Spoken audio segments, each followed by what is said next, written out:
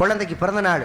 சரி. அப்பா கிட்ட போய் பரிசு கேட்கிறேன். அப்பா எனக்கு இன்னைக்கு பிறந்த நாள், எனக்கு என்னப்பா பரிசு வாங்கி வச்சிருக்கிய அப்படின்னு சொல்லி அப்பா கிட்ட போய் பிள்ளை கேட்கிறேன். சரி. உடனே அப்பா சொல்றா, டேய் தம்பி, உனக்கு 18 வயசு ஆகும் பொழுது அப்பா உனக்கு பிறந்த நாள் பரிசு தருவேன், அது வரைக்கும் நீ பரிசு கேட்க கூடாது. அப்பா சொல்லிட்டார்.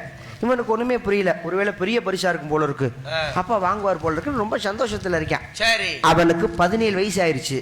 அவன் உடம்புல ஒரு பெரிய பிரச்சனை. என்ன பிரச்சனை? இதயத்துல ஓட்ட.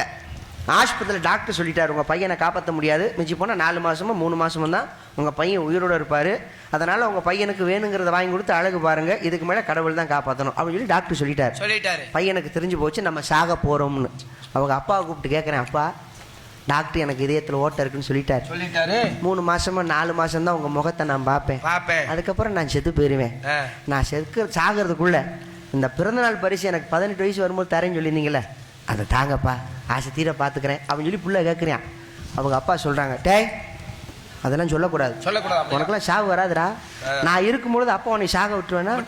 அப்பா உனக்கு என்னடா சொன்னேன், 18 வயசு ஆகும்பொழுது உனக்கு பிறந்தநாள் பரிசு தரேன் நான் சொல்லியிருக்கேன், சொன்ன வாக்க நான் காப்பாத்துவேன், நீ குணமா வீட்டுக்கு வாடா அப்படின்னு சொல்லி அப்பா போயிட்டார். 1 வருஷம் ஆச்சு. ஆஸ்பத்திரி ட்ரீட்மெண்ட் எடுத்து 1 வருஷம் கழிச்சு அவன் வீட்டுக்கு போறான். அவங்க அப்பா செத்து கிடக்குறாரு வீட்டுல. பக்கத்துல ஒரு கடிதம் இருக்கு. அந்த கடிதத்தை எடுத்து படிச்சு பார்க்கிறேன். மகன்காரன் அப்பா எழுதியிருக்காரு கைப்பட, இனிய பிறந்த நாள் நல்வாழ்த்துக்கள்.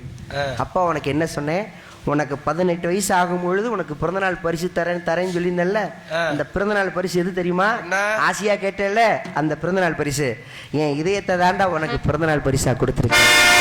100 ஆயுசுக்கு நல்லா இருக்கணும், நான் இருந்தாலும் நீ நல்லா இருக்கணும், பிறந்தநாள் நல்வாழ்த்துக்கள் அப்படின்னு சொல்லி அப்பா தான் இதயத்தையே தான் பிள்ளைக்கு கொடுத்தாராம். இது வெளிநாட்டில் நடந்த உண்மையான சம்பவம். அந்த மாதிரி தாம் பிள்ளைகளுக்காக ஓடி ஓடி உழைத்தவர்கள் தான் அப்பா. அப்பாவுடைய அன்புக்கு நிகரே கிடையாது. அதனால நம்ம உடம்புல உசிர் இருக்கிற வரைக்கும் என்னை பெற்ற ஐயாக்க பெற்ற தாய் தப்பனை விட்டுறாதீங்க. தாய் தப்பனை விட்டீங்க நரகத்துல கூட இடம் கிடையாது. தாய் தப்பனை பத்திரமா பார்த்துக்கோங்க.